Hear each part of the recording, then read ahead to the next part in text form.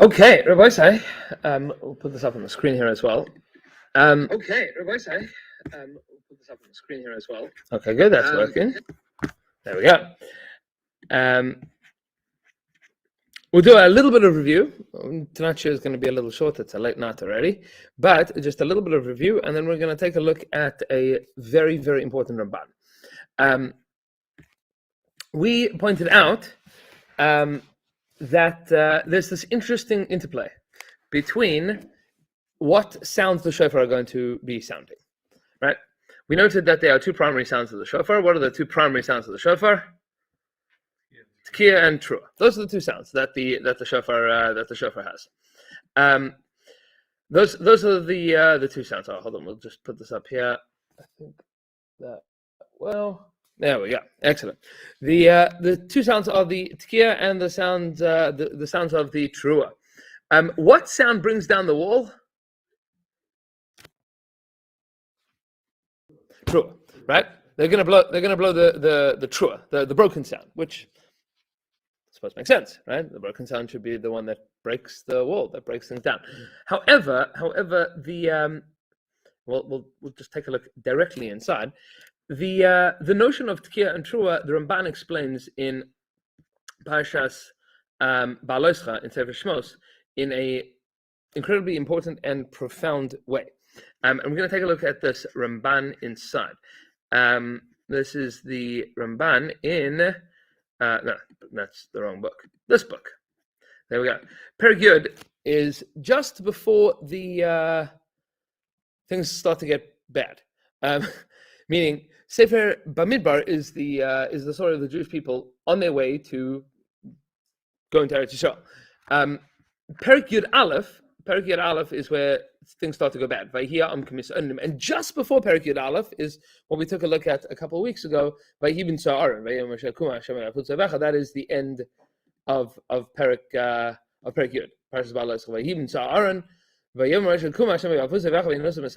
We explained that within the explanation of the Svarna. But the encampment of the Jewish people was accompanied by sounds. And this is a din mida eraisa that HaKadosh Baruch Hu says to Moshe Rabbeinu. Tzivui. Vayidaber Hashem el Moshe. Hashem says to Moshe, "Asei lecha shtei chatzos kesef." You're going to make two silver trumpets. Miksha taseh osam. They have to be made out of one piece of metal. What's the other thing that's made out of one piece of metal? Menorah, right? That's mikshachas, right? Vehayu lecha lemikra ha'idah. It's going to be when you call the nation l'masa es hamachanos, and to get the people to move. To get the people to start moving. Okay. What happens when you blow a tekiah? Then the people are going to gather. Hold on, let's put this on do not disturb. There we go. Then the people are going to come to the oil mide. And if you blow one tekiah, then the Nisim are going to come. The princes of the tribes. Uskatem trua. If you were to sound a trua, so v'nasu ha'machanos hachanim kedma, the camp breaks. Right, off you go. Uskatem trua shenis, and if you blow two truas, a double trua, v'nasu ha'machanos hachanim temana, then the second group is going to start traveling. Trua yisku l'masehem. It's the trua that makes people start moving. Uvahakil when you gather people tisku v'loisariu. That's when you blow a tekiah and not a teruah. Gathering is the tekiah. Moving, breaking camp is the teruah. Uvnei Aaron hakanim yisku b'chatzos reis v'hayu lachem lechukas l'derezechem. Who blows the teruah? Who blows the tekiah? This is going to be the bnei Aaron hakanim v'hayu lachem lechukas l'derezechem. Now, there's a lot to speak about in this pasuk because Chazal tell us that Moshe Rabbeinu was the only one that used the chatzosos. Chatzosos of Moshe were used in the generation of Moshe and then never ever again. So all the Rishonim ask the question exactly what's going on here. That's not what happened. So if we have time, we'll see. Rabbeinu Bachya has a lot to say on this. Also, there's obviously no intention for Yehuda to be lawless. Meaning, this is the Dor Shama. This is going to be basically to warn everything else, and the Levim are the ones who are pretty much in control of it, as opposed to it would seem that the hierarchy wouldn't go through, like Malchus wouldn't go through necessarily. So this is not necessarily a system of Malchus. This is a communication system. But isn't it also political as well? To a certain extent, yes. And we do see that the Kohanim were always deeply involved in the Milchamas. There's a dinner with Kohen Mashiach Milchama, the Kohen that would go out to battle. You see this, when we get there, we're going to see this a lot throughout Sefer Shmuel. This is a lot to do with Shaul and Shaul's failure and asking the Urim Betumim for it. But I mean, this was all, and what happens when you go to war? When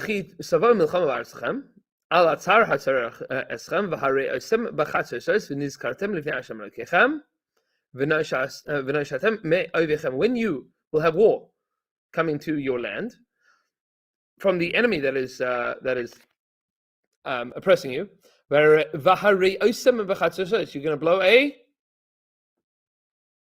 trua. That's a trua. And then you'll be remembered in front of Hashem and you'll be saved from your enemies. And when it's happy occasions, then you're going to have a tkiya. Tkiya is for happy days.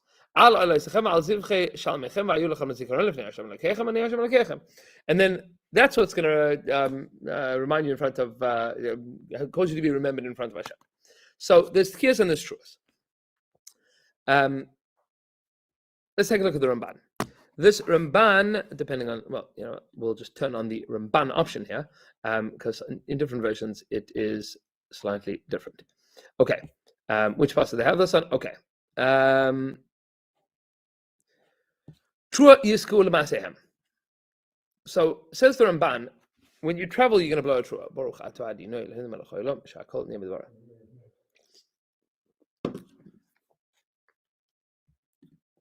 So it says the Ramban as follows: Kfar pirashi b'seder Emor Elokeinu. I already explained to you in Parshas Emor. Ki trua remez lemidas hadin. The trua is about midas hadin. Ki kein kosav b'masos, because here it says by the journeys al pi Hashem biad Moshe, and the mouth of Hashem in the hand of Moshe. V'hu ha menatzachas b'milchama. That is what causes victory. Victory is caused by the mouth of Hashem in the hand of Moshe. Because of, and the pasuk says, "V'chi savo milchama," when war will come. So v'harei osem, then you're going to blow a trua. Valkein amar Moshe, and that's why Moshe says, "Ve'anusu misanecha mipanecha." When the people would travel, that is the scattering, the breaking apart. As we noted before, the lashon of trua is the lashon of breaking, the lashon of shattering. Kfar pirashti soid hapanim be'aseres hadibros. And then the Ramban tells you, by the way, I noted in the Aseres Hadibros what the word panim means. Ve'anusu misanecha mi panecha, from your face. So I explained what Sod HaPanim means in Aseres Hadibros. We'll see if we have time for a couple of these hours. The Sod HaPanim by Aseres Hadibros, where does the Ramban speak about panim? Or where is the pasuk in Aseres Hadibros? So, Lo yelecha Elohim achirim al panai, right? You're not going to have Elohim achirim, other gods, al panai, on my face. So what does it mean? What is God's face? So, says the Ramban, whatever I meant there is what this means here.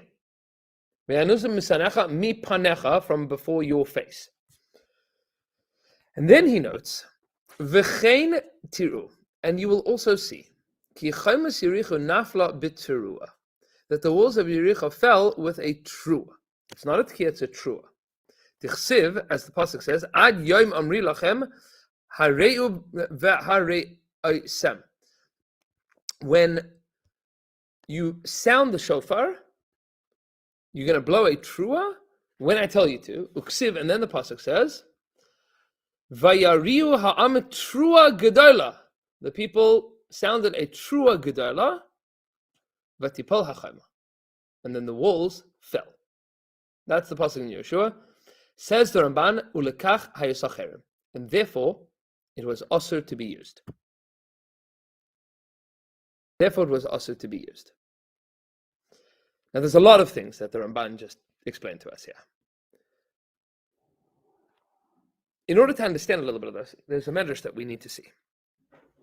And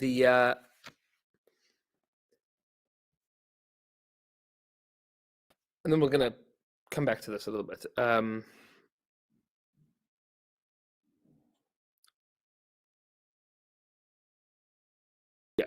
Depending on the version, it'll go into the next one. In order to understand this, there is a essentially important medrash, which is over here. I'll just move it into that window so that we can see it. Oh, not that one. There we go. It's a very long medrash, very, very long medrash. This is the Medrash Rabbah in Parshas Nasa on the Korbanos of the Nesiim. So this is the question that, like, any kid that's learning Chumash asks the question on what's going on in the Parsha of the Nesiim, because everybody knows that the Torah doesn't waste words, right? And yet you find 12 Korbanos, exactly the same thing, repeated 12 times, literally. With the only significant differences, there's minor differences a little bit, but the only significant differences is just the names of the Shevet, right? And the Nasi of the Shevet. The Medrash has immense discussions about the meaning of each of the Nesiim on each of the days and what this corresponds to and connects to. And what we are going to talk about is that which happened on the seventh day, because this is our parsha. B'yom hashvi, on the seventh day of the dedication of the Mishkan, Nasi Livnei Ephraim was the Nasi for Bnei Ephraim, Elishama ben Amihud. This is what the pasuk in Tehillim is talking about. Li Gilad v'li Menashe Ephraim ma'oz Roshi Yehuda mechaykiki. Gilad belongs to me, Menashe belongs to me, Ephraim ma'oz Roshi. Ephraim is the strength of my head, and Yehuda is mechaykiki, and we'll get to Yehuda mechaykiki another time. Now, this pasuk, the Ephraim ma'oz Roshi, the Medrash here, I'll just search for it because it'll make it a little easier. The Medrash over here explains this pasuk is talking about Yehoshua. Ephraim ma'oz Roshi. This is Zeh Yehoshua ben Nun. Let's just a minute. There we go. Ephraim ma'oz Roshi Zeh Yehoshua ben Nun. Sheba me'Ephraim. Yehoshua was a descendant of Ephraim. Of course, Ephraim, who is the son of Ephraim, Yosef, right? So Yehoshua comes from Ephraim, comes from Yosef. Sheba me'Ephraim. Shenem, the pasuk says, Lemate Ephraim Hoshea ben Nun. Right? We know that. Ephraim's Nasi was Yehoshua. Im ba Adam leimar lama banu mizbeach bahar Eval, command the tema as yivne Yehoshua mizbeach la Hashem Elokei Yishal bahar Eval. How come Yehoshua built a mizbeach? V'alai Mishkan Hayasham. Wasn't there a Mishkan there already? Ksib Torah. Ish mi beis Yishal asher yishchat. This is an isur. It's an isur to build a separate mizbeach. Amar Elokim ani hu she'amarti la. I told him to do it. Shenam, the pasuk says, "Vanisa sham mizbeach la'Hashem Elokecha mizbeach avanim." You're going to build a mizbeach. So don't tell me that Yehoshua is doing the wrong thing. Don't tell me that Yehoshua is the wrong thing. Okay. And Yehoshua is listening to everything that Hashem says. Okay, that's the first Rasha. Davar acher. Ephraim ma'oz Roshi. Medaber Yehoshua. Ephraim ma'oz Roshi is talking about Yehoshua once again. Shayim Shevet Ephraim. He came from the Shevet Ephraim, tribe of Ephraim. Who also milcham v'Shabbos. He fought a war on Shabbos. How do you know that he fought a war on Shabbos? Which war? So the Medrash is making an interesting assumption here. Meaning it's a Masorah that we have like this. Shenemar vayhi b'yem hashvi v'yashkimu ka'alas hashach v'yasav v'sayir. Was the seventh day that they got up and they surrounded the city. Seventh day. Uminayin shayis Shabbos could just be the seventh day of surrounding the city, right? Yericho surrounded once every day for 7 days. So says the Medrash She'ein Shiva La'olam B'lo Shabbos. You don't have 7 days without it being a Shabbos. So there was definitely a Shabbos here at some point. But we also know that we have Masara. So we know that there were 7 days of conquest of Yericho. Which day did they conquer Yericho? It was on Shabbos. Says the Medrash, Lakach hecharim es Yericho kodesh Hashem. Therefore, they made Yericho kodesh to Hashem. Yericho is dedicated, is sanctified. Kama detema v'hayisah ha'ir cherem he v'chol asher bat la'Hashem. Pasuk says about the city of Yericho, nobody's allowed to take anything from it. This belongs to Hashem. Why? Because it's Shabbos. Shabbos. Now, I should point out that Rabbi Yugan, the entire context is not for now, but Rabbi Yugan effectively was challenged by how could Yehoshua be Mechal Shabbos, fight a war on Shabbos. So he says, Lav Dafka that he fought a war on Shabbos. Meaning, the Medrash says we have a Masari that he did, and the Radak quotes that Al-Atar on the Pasuk in Yehoshua, that the war was fought, the day 7 was on Shabbos. That's the assumption of the Medrash. Says this half of the Medrash, why is everything in Yericho Kodesh? Why is it all sanctified? Because Shabbos. It was conquered on Shabbos. I'm Rabbi Yehoshua, says Rabbi Yehoshua, Shabbos kula Kodesh. Shabbos is entirely Kodesh. V'chol ma'ashin nichbus v'Shabbos yeh Kodesh Hashem. Everything that's conquered on Shabbos should be dedicated to Hashem. V'cheinu omer, this is what Yehoshua says. V'chol kesef v'zahav v'klein l'chadsh v'ayzer Kodesh hu l'Hashem otzer Hashem yavah. It all gets put into the possession of Hashem, and all is hektish. Amar Rabbi Rechia Akayin, says Rabbi Rechia Akayin ki ir hanidachas hasa. Whoa. This isn't Shabbos, this is ir hanidachas. This is a very different halacha. Very different din. V'harei ir hanidachas asur b'hana. The ir hanidachas is forbidden from touching anything. Shnei Amar, as the pasuk says, v'sarafta ba'esh esa'ir v'esh lala. You have to burn everything in the ir hanidachas. What's an ir hanidachas?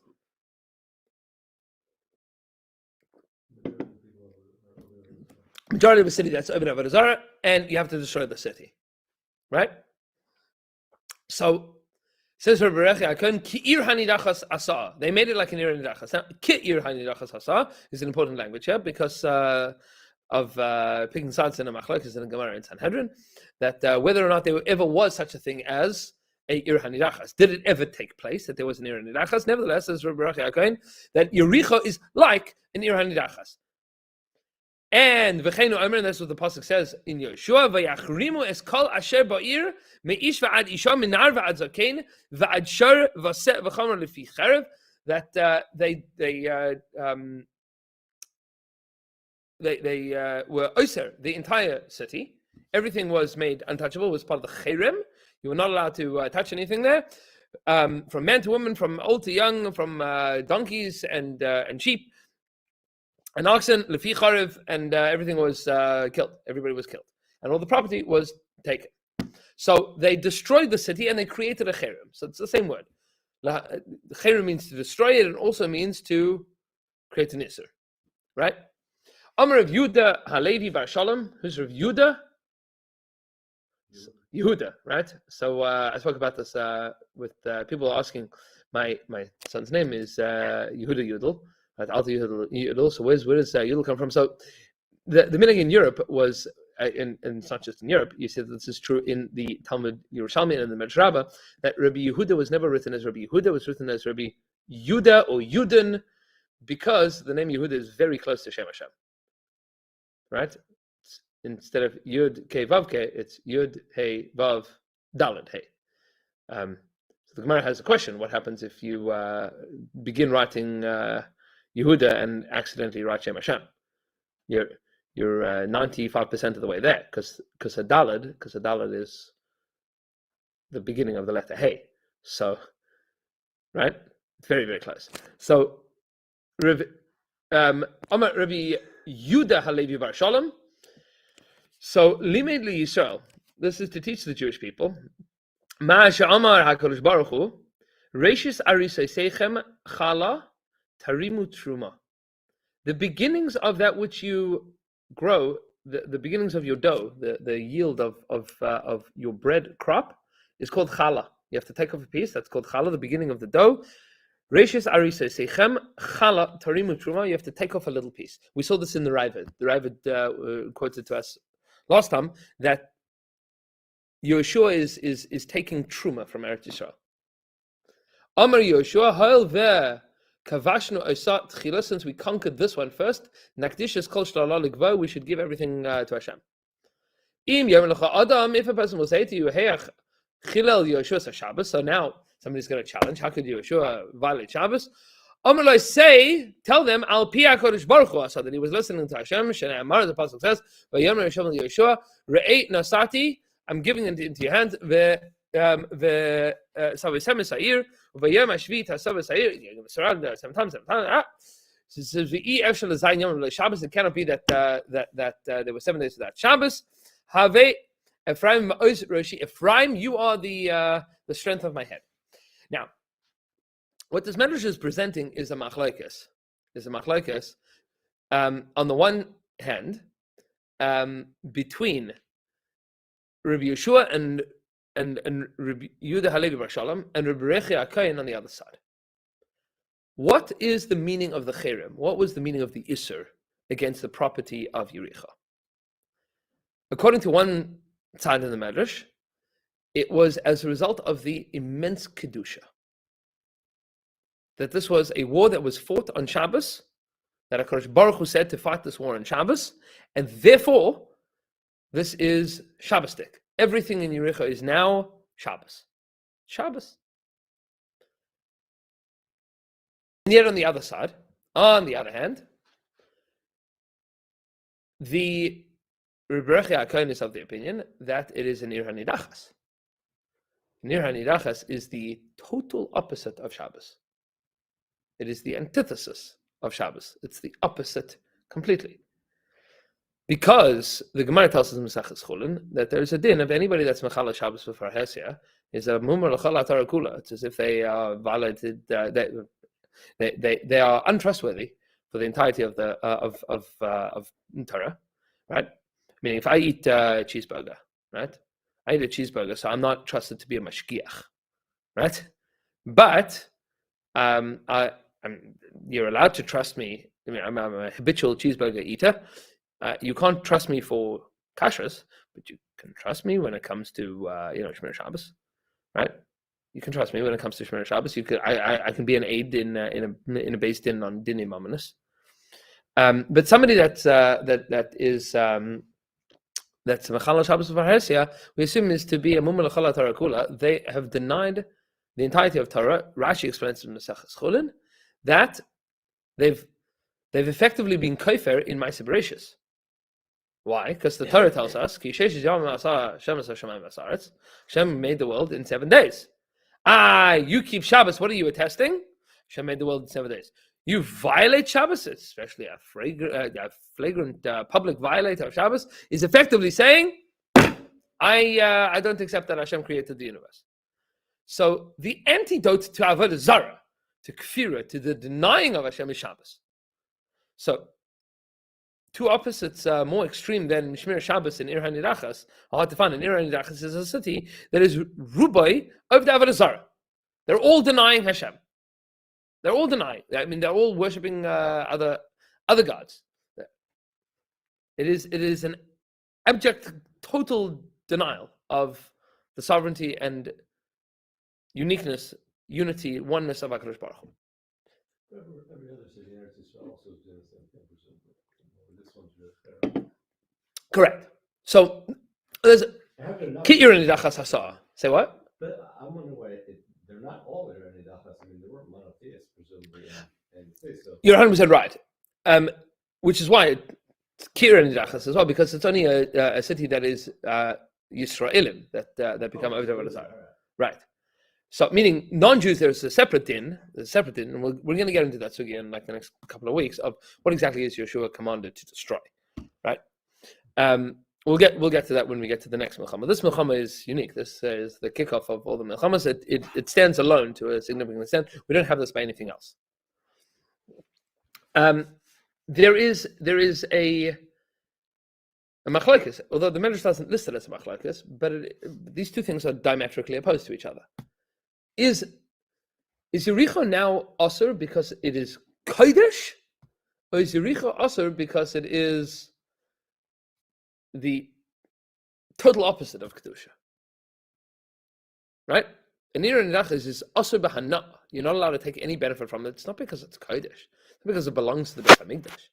It's the opposite. Right? There's certain things that you have a steak, right? So you can have a steak that you are allowed to eat because it's kosher.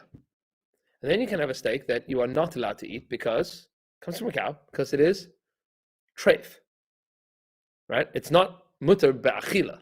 And then there's another steak that you're not allowed to eat because it's kodshim. That's also asur.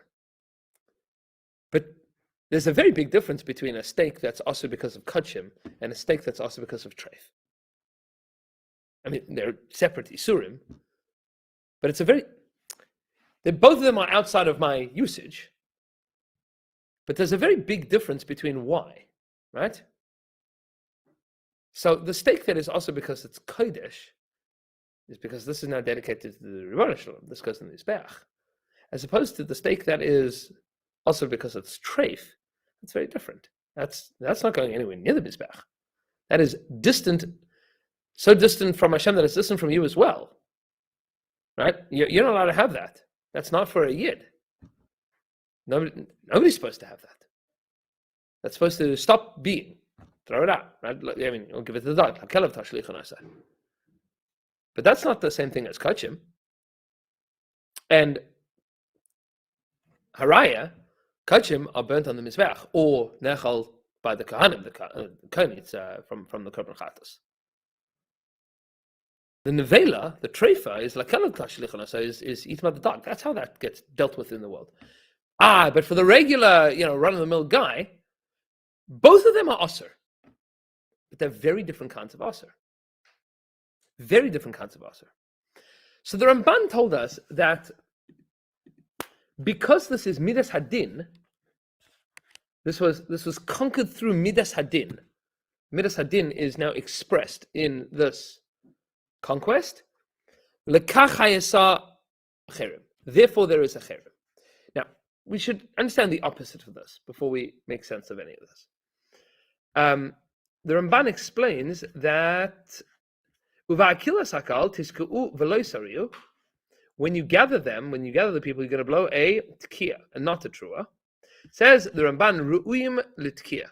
The people are worthy of a tkiya.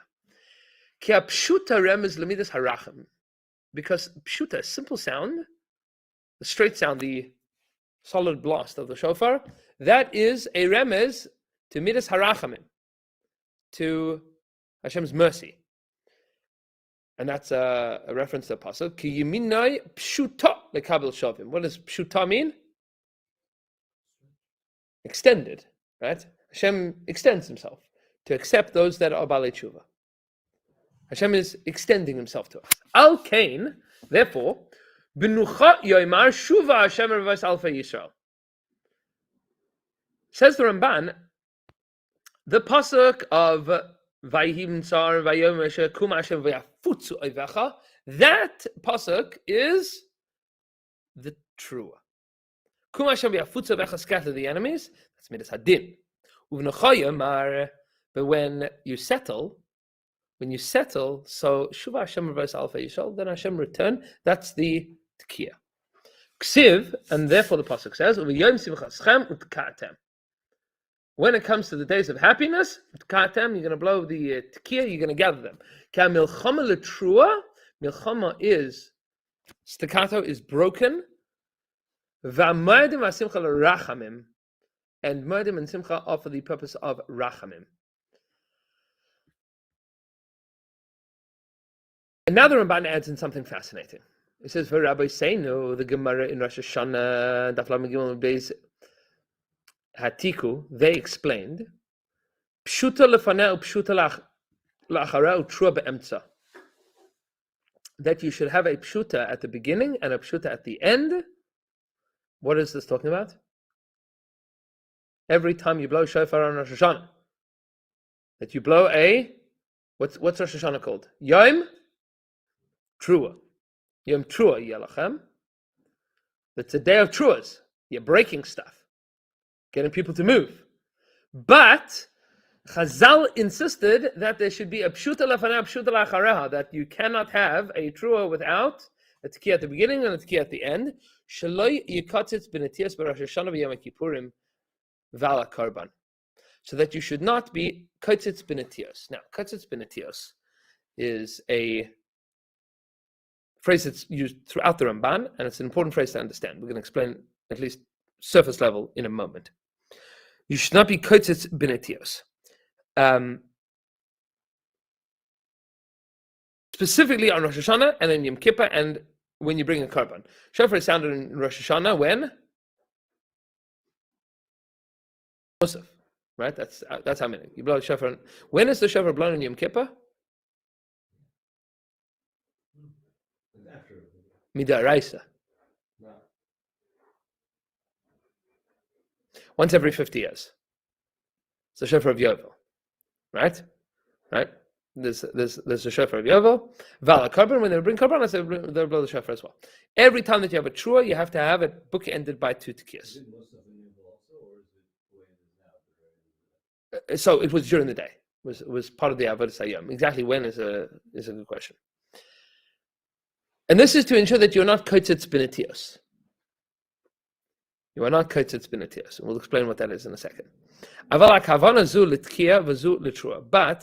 the intention is that one is for the purpose of tekiah and one is for the purpose of trua. V'amaskil yavin. And if you're intelligent, you understand. So I don't know if I'm such a maskil, but we'll try to understand a little bit.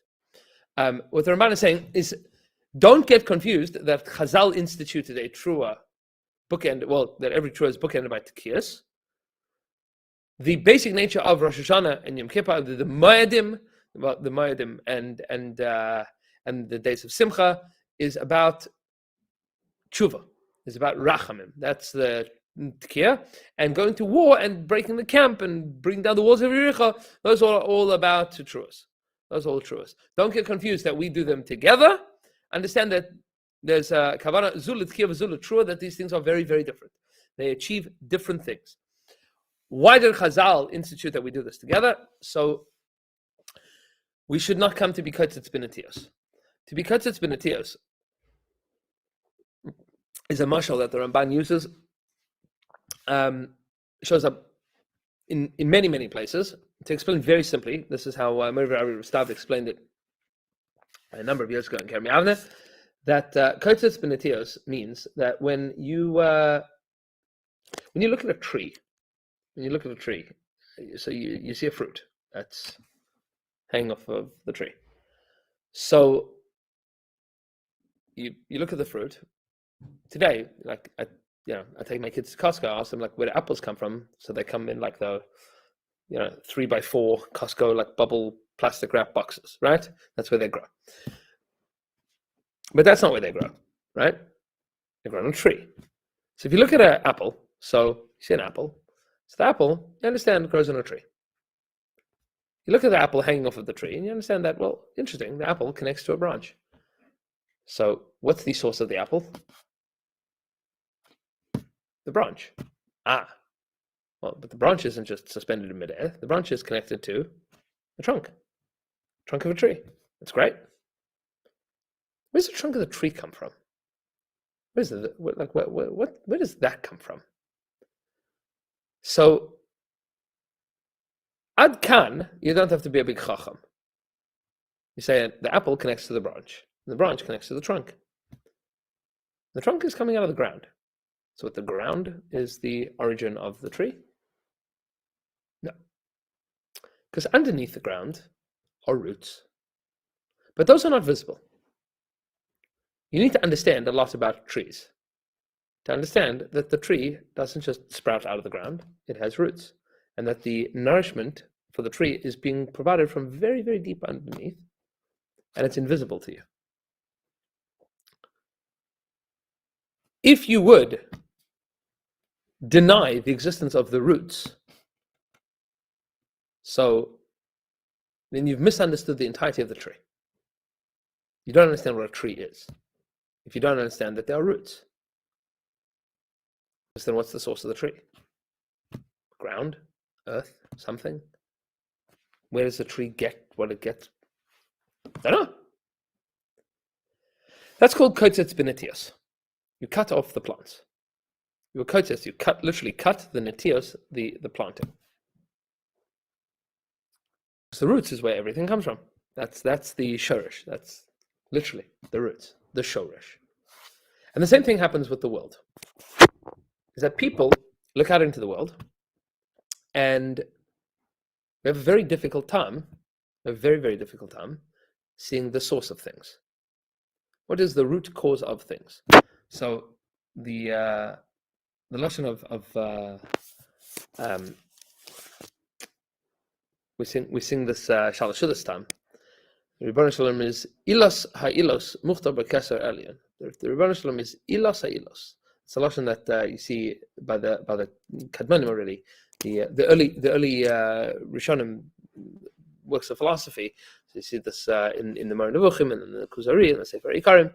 The Rebbeinu Shalom is ilos ha'ilos, because the whole world is ilah ve'olil. It's cause and effect. The only thing that is not cause and effect is the Rebbeinu Shalom. He's just the cause. It's nothing affects the Rebbeinu Shalom. It's a pasuk in Navi. Ani Hashem lo shinisi. The Rebbeinu Shalom doesn't change. The Rebbeinu Shalom is the primary cause. He is the primary mover of all things. It's ilas ha'ilas. Ultimately, all things are because of the Rebbeinu Shalom. He is the source of all. If a person were to deny that recognition, so then they are kotetz benetios. And whenever we engage with midas hadin, there is a danger of being kotetz benetios. Because whenever things are difficult, so we question the Rebbeinu Shalom. There is a question that exists. Something is difficult, something is challenging. Midas hadin, which is both challenge, but also the natural order of the world, as we've explained. Midas hadin is that which is gzeiros of the way that Hashem made the world to be. This is it. Whenever we engage with the world as midas hadin, so there is the possibility of denying the presence of Hashem. Chazal insisted that whenever we touch midas hadin, we are bookending it with midas harachamim. Just understand that all of this is coming from and going to midas harachamim. All of this is midas harachamim. However, there are two separate hanhagas that are going on here. There are two separate things. There are times that our avoda is to engage with Hashem b'midas harachamim, and there are times that it is important for us to engage with Hashem b'midas hadin, to engage with Hashem the way that HaKadosh Baruch Hu wants the world to work, system of justice, midas hadin. There are times that HaKadosh Baruch Hu wants that to be the case. Bringing down the walls of Yericho is such a case. We're going to bring down the walls of Yericho. We are going to shatter the walls of Yericho. That is going to be the deepest expression of midas hadin. Midas hadin is going to conquer the city of Yericho. Now, we've explained that midas hadin is the expression of Hashem's justice. It is also an expression of the natural order of the world. Right? Midas hadin is that which is understandable, that which is logical. Midas hadin is, in the language of Chazal, so, we have 13 principles that the Torah is interpreted by, right? 12 of them are textual by nature. Only one is logical. What's the only strictly logic oriented midah of the Torah? Kal v'chomer, right? What's a kal v'chomer? I think they took a fortiori, yeah. Kal v'chomer. Kal v'chomer. A kal v'chomer argument is called b'lashon Chazal din. For example, the Gemara gives we'll say it from time to time, Dayo lavoi min hadin lios kanidon. What does Dayo lavoi min hadin lios kanidon mean? So if I say that, I don't know if I gave this example before, right? If you jump off a 10-story building, you break your arm. Okay. If you jump off a 20-story building, what's going to happen to you? You're going to at least break your arm. That's midas hadin. That's din. You can't say more than that. You don't know more than that. Dayo lavoi min hadin lios kanidon. Hadin means that which is logical. In a very deep way. On an emotional level, when we are challenged by midas hadin, when we feel that something is challenging, so on an emotional level, that makes it more difficult to see the Ribono Shel Olam in the world. But on an intellectual level, when we engage with logic, that too is midas hadin, because that is the deepest expression of our own understanding. And the more that we understand, the more difficult it becomes to say that the Ribono Shel Olam has a hand in this. Which is why you see that sometimes, and it can go in both ways, sometimes the smartest people in the world are the biggest ma'aminim. Right? They believe in the Ribono Shel Olam. Smartest people in the world. And sometimes the smartest people in the world, dafka the biggest kofrim. They deny everything. How could that be? Because within the world of midas hadin is the possibility of being kotos binatios. The smarter you are, the more that it is possible for you to explain natural phenomena and to say, therefore, it's not Ribono Shel Olam. I'm engaging with midas hadin. I'm looking at the world through the eyes, through the prism of logic, through the world of reflection, of introspection, of understanding, of science, of mathematics, of botany and ecology, understanding the science and economics and mathematics and sociology. And I look at the world and I don't see Hashem.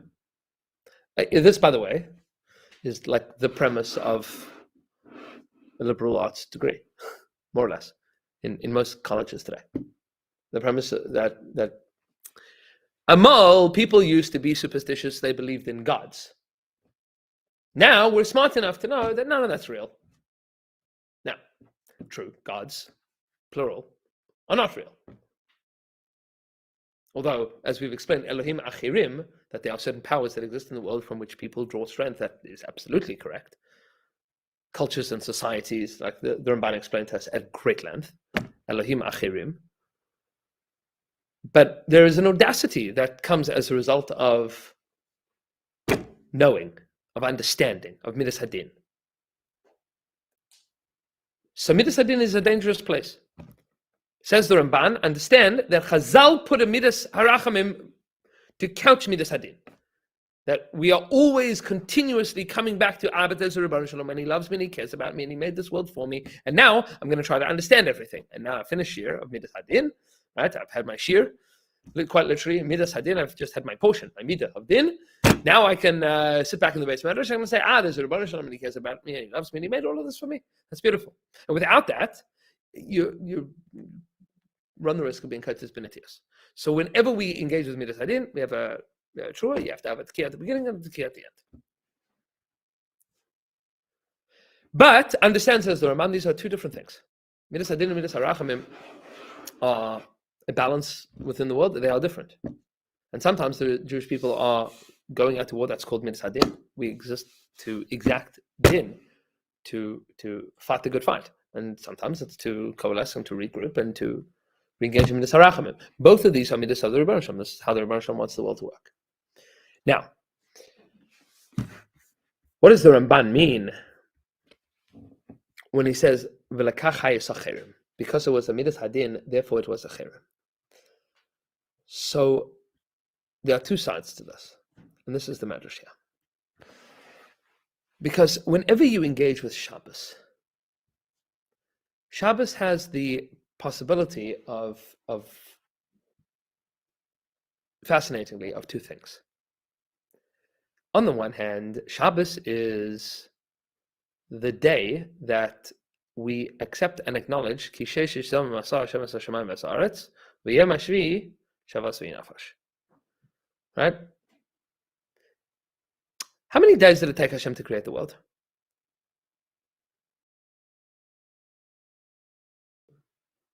6 or 7? It's a good child, no? Which one?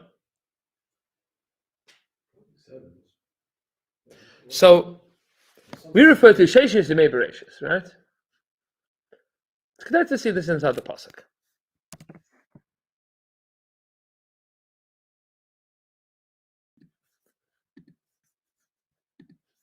Says the Bible. Hold on, we'll turn off the Bible part. No, that's only the Bible part. Some Torah. Good. Says the Torah.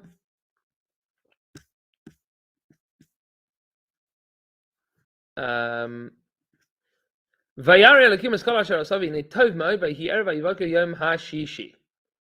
of the 6th day, which follows more or less the rubric of the previous 5. Now, the Rebbeinu Shalom Vayichal Elokim Bayom Hashvi Melachta Asher Asah. When does the Rebbeinu Shalom finish working? On the 7th day. But Vayishbos Bayom Hashvi Mikol Melachta Asher Asah. He rested on the 7th day from all the work. Did he finish it? Is Hashem working on Yom HaShvi or not working on Yom HaShvi? Vayivarech Elokim es Yom HaShvi. HaKadosh Baruch Hu gives a bracha to the 7th day. Vayikadosh Asher makes it transcendent, makes it sanctified. Ki vayishavas mikol melachtai asher bara Elokim la'asos. Because on that day, the Rebbeinu Shalom rested from all the work. So does Hashem create the world in 6 days or 7? No, 7 days. It sounds like 7 because it sounds like he didn't complete it beforehand. It sounds like he acted Shabbat. It sounds like an action. But what did he make on the 7th day? He finished the work that he was involved on the 6th day. Right. What? Everything was done at the end of the 6th day. Because it says, "Vayini tov ma'od." This was very good. Right? This is a Pashat Psukim, just to understand what exactly is the Torah saying. So there is a duality, there is a dialectic to Shabbos that the Gemara tells us, the Gemara in Gittin, that there is a particular danger of a holich yichidi, a person going out late at night on Wednesday nights and Friday nights. What's the danger of going out by yourself on Wednesday night and Friday night? So the Rishonim already point out there that Wednesday night, Yom Revi'i, is the day that Reb Tzadok speaks a lot about this. That Yom Revi'i is the day that the sun, the moon, and the stars were created. So those are it is at that point in time that the celestial bodies that became Elohim Achirim were created.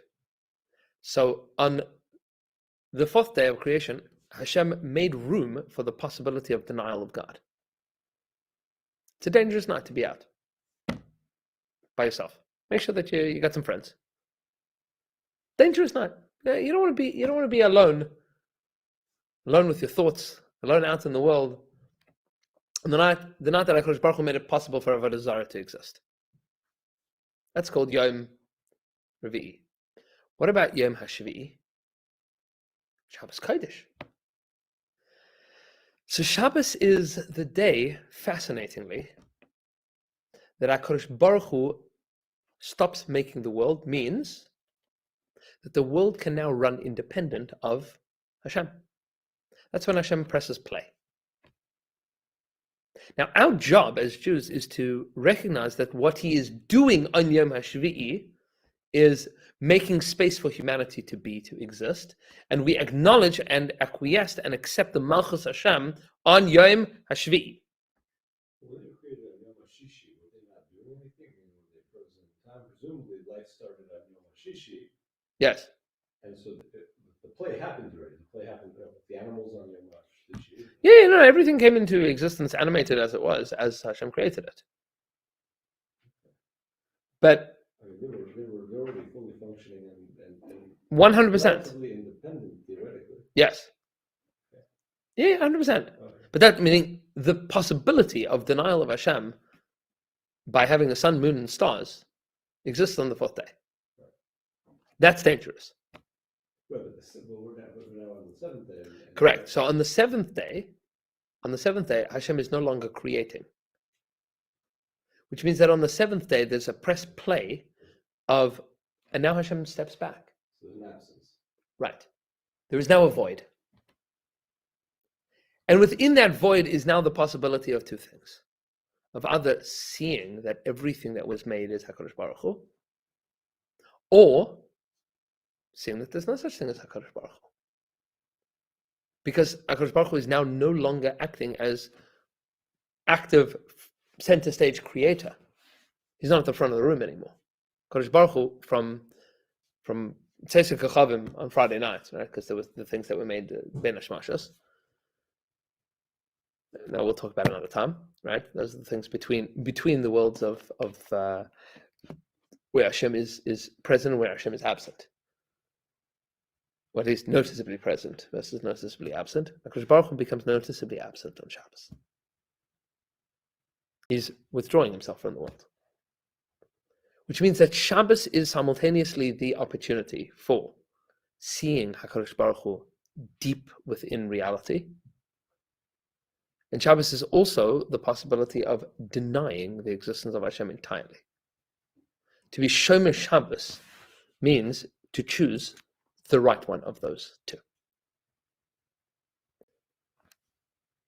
The opposite of that is called Ira Nidachas, is Avodah Zarah. Is making a whole world of not Shabbos. They're two sides of the same coin. They are opposites, but they are very deeply two sides of the same coin. So, Shevet Ephraim's Korban is on Yom HaShvi'i, is on Shabbos. That's the Yom HaShvi'i of Shabbos.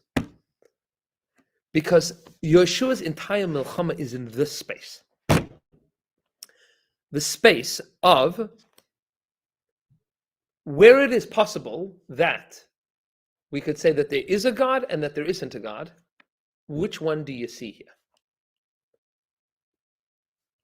When we're sounding the Trua, we're engaging with Midas Hadin, where there is the possibility of seeing the deep absence of Hashem or the deep presence of Hashem. Which one are you choosing? Now the question is, what's going to win? Because Yericho stands as the emblem, as the paradigm of the wrong choice, of the city of Avodah Zarah. But on the flip side, and we noted this last time, that, and we'll get there again, that the opposite of Yericho is Yerushalayim. So there is the destruction of Yericho, and then saying this is now untouchable. Why? Is this untouchable because it's Shabbos? Because this is our recognition, our acquiescing, our accepting, our acknowledgement that the Ribono Shel Olam owns everything. Ki la'Hashem ha'aretz v'lo'ah.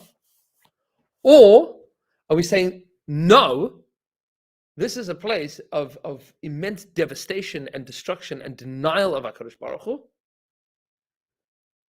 and therefore you're not allowed to touch it at all. That which seems to be on totally opposite sides of the spectrum is really addressing the same question. There is a space in which it is possible for a person to make a decision of, is there a Ribono Shel Olam here or is there not a Ribono Shel Olam here? Why am I not allowed to touch this now?